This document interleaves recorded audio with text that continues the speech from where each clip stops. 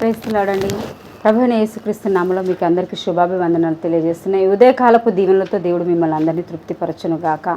మరి నిన్నటి దినమున అందరూ కూడా ఎలక్షన్స్లో ఓటింగ్లో పాల్గొందని నమ్ముచున్నాము. మరి మంచి శ్రేష్టమైన ప్రభుత్వం మనకు రావాలి. మరి రాజుల కోసం, అధికారుల కోసం దేవుడు ఎందుకు ప్రార్థించమన్నారు అంటే, వాళ్ళ మైండ్ ప్రశాంతంగా నెమ్మదిగా ఉన్నప్పుడే ప్రజల్ని పరిపాలించగలరు. వారి కుటుంబం క్షేమంగా ఉన్నప్పుడే, వారు ప్రశాంతంగా ఉన్నప్పుడే పరిపాలించగలరు. ఎలాంటి టెన్షన్స్ లేకుండా వాళ్ళు ప్రభుత్వాన్ని ఏలగలరు, ప్రజల్ని పరిపాలించగలరు. కాబట్టి మరి వాక్యానుసారంగా మనము కూడా దేశం కోసం, రాష్ట్రం కోసం ప్రార్థించవలసిన వారం వింటున్నాం.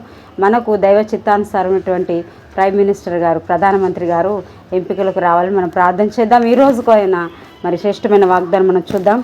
యెషయా గ్రంథం 55వ అధ్యాయం 12వ వచనం. మీరు సంతోషముగా బయలువెళ్ళుదురు, సమాధానము పొంది తోడుకొని పోబడుదురు. మీరు సంతోషముగా బయలువెళ్ళాలి. ప్రతి ఉదయం కూడా మీరు వెళ్తున్న పనులకి, మీరు చేస్తున్నటువంటి జాబ్స్కి, మీరు వెళుచున్న ప్రయత్నాలన్నిటికీ మీరు సంతోషంగా వెళ్ళాలి. సంతోషంతో వెళ్ళినప్పుడు దేవుడు సమాధానంతో తిరిగి తోడుకొని వస్తానని తెలియజేస్తున్నాడు.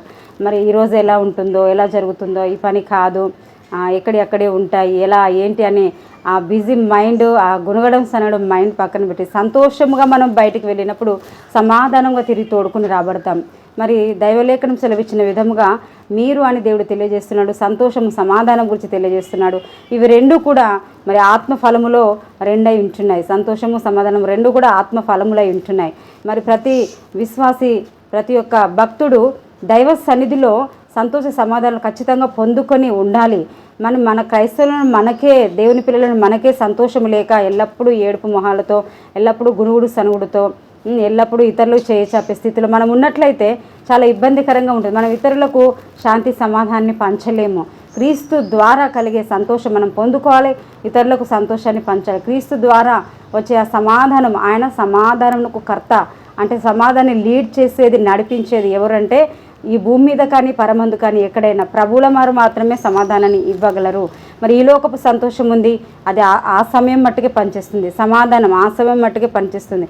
కానీ ప్రభు వాక్యానుసారంగా ప్రార్థించే వారికి సమాధానం ఉంటుంది, సంతోషం ఉంటుంది. ఎవరిలో అయితే ప్రాపర్గా స్థిరమైనటువంటి ప్రార్థన జీవితం లేదో, వాక్యం చదవట్లేదో, విశ్వాసం అసలే లేదో, వారు సమాధానం ఎంత మాత్రం పొందుకొనలేరు. ఈరోజు నీకు దేవుడిచ్చే సంతోషము కావాలా, సమాధానము కావాలా, నిండి పొంగి పొరలే మరి అభిషేకము కావాలా? దేవుని వాక్యాన్ని చదవండి, అనుదినం కూడా ప్రార్థించండి. ఈ వాగ్దానం కోసం చిన్నమాట ప్రార్థన చేసుకుందాం. మహోన్నతుడ, సర్వశక్తి గల ప్రభువా, ఉదయకాల సమయంలో ప్రభువా, నిన్నటి దినమున బిడ్డలందరూ కూడా మరి ఎలక్షన్లో ఓటింగ్లో పాలు పొందారు. ఒక నీ చిత్తానుసారమైనటువంటి మంచి ప్రధానమంత్రిని మా రాష్ట్రాలకు మీరు అనుగ్రహించని తండ్రి స్తోత్రము చెల్లిస్తున్నాం. ఇంకా మంచి పరిపాలన చేయాలి.